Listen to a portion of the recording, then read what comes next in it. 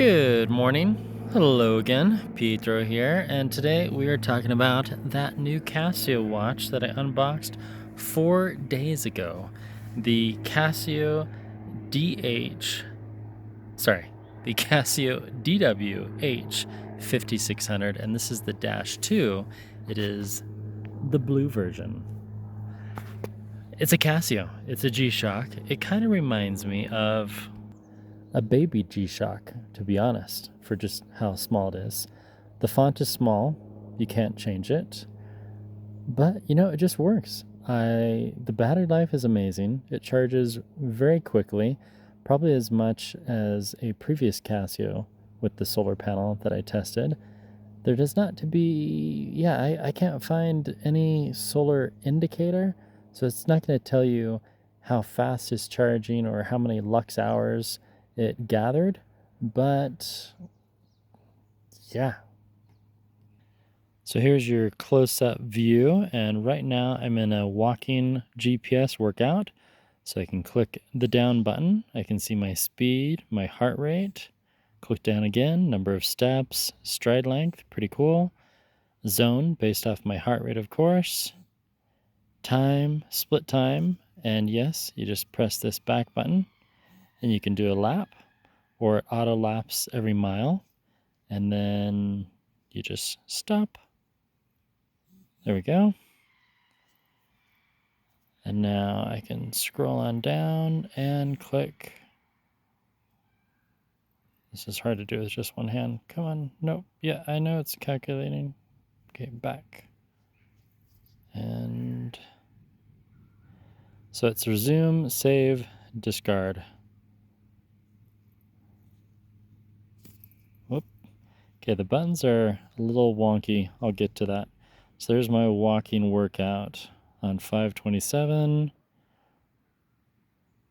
4.19 miles. Interesting. Let's see if it tells us more info. Max heart rate 146, average 99, cardio load 27, 280 kilocalories, 38% carbs, protein 0, fat 62. That's cool. Max 137 for cadence, average 109. On I had my stride length, average speed 4.5, 5 laps, and total time. Then you just cycle through everything. All right. Goal achievement. Nice little animation.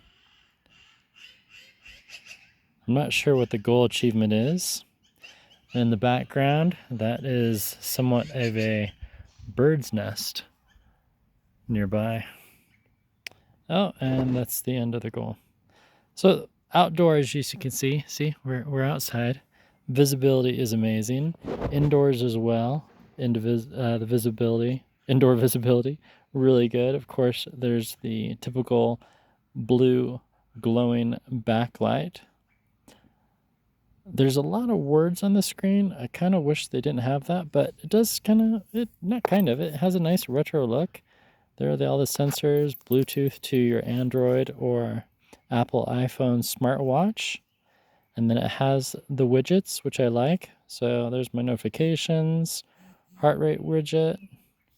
It keeps on doing that notification thing that is connected. That's annoying. I'm going to try to turn that off. Detects blood oxygen. Has a breathing exercise.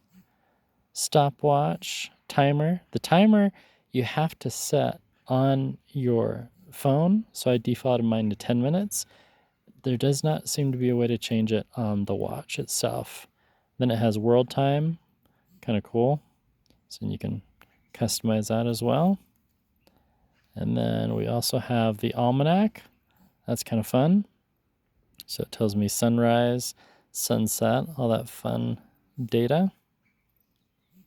And then cardio status. Let's see if it has my cardio status. I am productive. Strain 15, tolerance 13. All right. Yeah, that's all it says. And are there any more widgets? Life log. So it's going to tell me my steps, 5,000 calories, active time. Has my energy for the day. Very nice. Steps over the whole week. previous week, this week. Nice. And we have nightly recharge. Let's see if it calculated it. Yes, it did. So we have very good. Sleep charge 78. Very nice that it shows it on the watch. It takes a couple days before that shows. And then we have the activity log, of course. So it has all my walking workouts. So yesterday I did a cycling workout, but I couldn't log it as cycling. I just had to log it as walking. Anyway, those birds are really happy this morning. And time and date. And then that's it. And then the notifications, you know, they're fine. I rather read them on the watch. And it looks like it just has the 2 connection record location. And it has alarms. It has a smart alarm. The smart alarm works okay. When I say okay, I mean, you know, you tell it to wake you up at 7 with a range of an hour, and it did okay, kind of estimating if I was awake or not. I don't know that I would fully trust it. I'll have to test that more. Again, this is just day 4. And if you skipped ahead, this is the Casio DW-H5600 in blue. So the pros so far, I like the size, I like the visibility, I like the screen, I like the buttons. Interesting that they made this one kind of a brass color, and then the others are kind of, I don't know, like a, what would you call that? Oxidized black. But the design is nice, comfort's really nice. It does take a unique band, so you're not going to be really buying extra bands for this one and swapping them out. And yeah, comfortable wear all night. I love that it tracks sleep. That's new. My last Casio from the MOVE series did not do that. This one does. Let's see the cons. The buttons, I mean, they're easy to push. There is a slight little vibration. I don't know that you can hear it outside over the birds, but there's a vibration when you push that. And I just accidentally started a workout. But you can feel it, so that's nice. It's not haptic feedback, but there is some vibration just vibrating the entire watch. The cons, well, the font is really small, and again, you can't change that, and sometimes it's quite difficult to press these buttons. It's easier when the watch is on my wrist, of course, but sometimes you really have to press. But that might be a pro for you. Maybe you don't want buttons that really protrude out. You know, on other watches, buttons stick out. This is my Garmin Epix 2. And yeah, I think if these were just, if they weren't as recessed, maybe an extra 2 or 3 millimeters out, they'd be a little easier for the navigation, but I've gotten used to it. It does give it a nice clean look. See right there, even with the watch off, I still kind of struggle to push that one. But I'm still forming my ideas. So I will review this again in another week or so. As far as accuracy with heart rate, you know, it does okay. So now we'll compare the workout on the Garmin. So I'll stop the workout.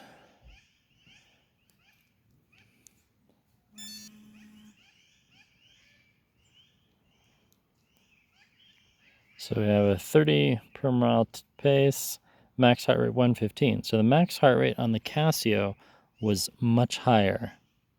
Average 86. There are my zones, training effect, zero recovery, VO2 max 41, altitude. Does not give me my pace or anything like that. Let's just compare steps for the day.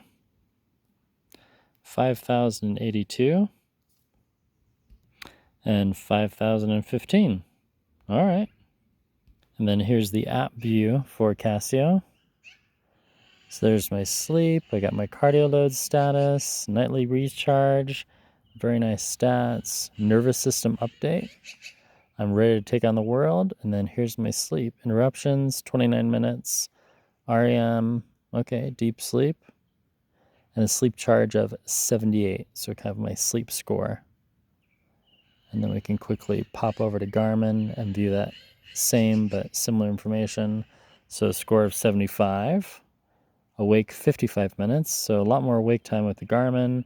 REM, hour and 43, light, and then there's the deep sleep. So this thought I went 2 miles, and this one thought I went 5? Yeah, 2, it was not 4 miles. I did not walk 4 miles, but this, so, okay, GPS, not that accurate, at least on this one. I'll have to do a few more tests. That's really strange. Cardio load, low carb burns. I like the interface, you know, it's very easy to use. Apparently I should have taken this phone with me and then it would have given more accurate GPS. So we'll have to do another one. Have this watch, have you had that same issue? Is the GPS really off? In fact, it was off by more than 50%. Huh. Well, just a quick look at this new Casio that just came out. The other thing that I'm not liking about it, when you're in this app interface, I mean, you have the watch here, and then you click on the watch in case you have more than one Casio. You can view all these different stats. You can change your widgets. You can change the order, and then anytime you rotate it, you have to see it says discard. No, I have to click send to watch settings. You can't change a bunch of settings all at once and then just synchronize it. It's a lot of extra clicking. Here's a smart alarm feature that I was referring to earlier. I actually turned it off because it's Saturday and I wanted to sleep in. And then you go to my page and then you can view all your stats. I do actually like these little card views. That's nice. As far as the step count accuracy over the last 4 days, it's been pretty close, within a few hundred of the fancy Garmin Epics 2. So that's good, right? Yeah. And as a small little con, I really wish this had the battery percent, or if you could see the battery percent within the app, that would be cool, but it doesn't. It just has the bars. So after 4 days, I guess I'm down to 70 or 80%. I'm not quite sure. I'm going to try to be outside today. Hopefully we'll get some more sunlight and then I can recharge this because I did not bring the charger. Yeah. But for $299 US, not bad, not bad. There is a little error with this little backlight because it has an auto light, but the problem is it does not communicate with nighttime settings. So when you first set up the watch, it asks you, when do you want to go to bed? And I have my window from 10 p.m. to 8 a.m. and it has to be at least 6 hours according to Casio. And even though I had that set up, it still is really bright. And anytime I move my wrist in the middle of the night, that backlight would shine really brightly. And it was actually waking me up. So I had to turn off that auto light. So it's a nice feature that Casio added, but it's there are certain settings within the watch that don't communicate with other settings. But that's it. My 4-day review of this Casio G-Shock. And again, this is the DW-H5600-2 in blue. Thank you so much for watching. Pithy comments, type those down below, and I'll have more about this wearable soon. Goodbye.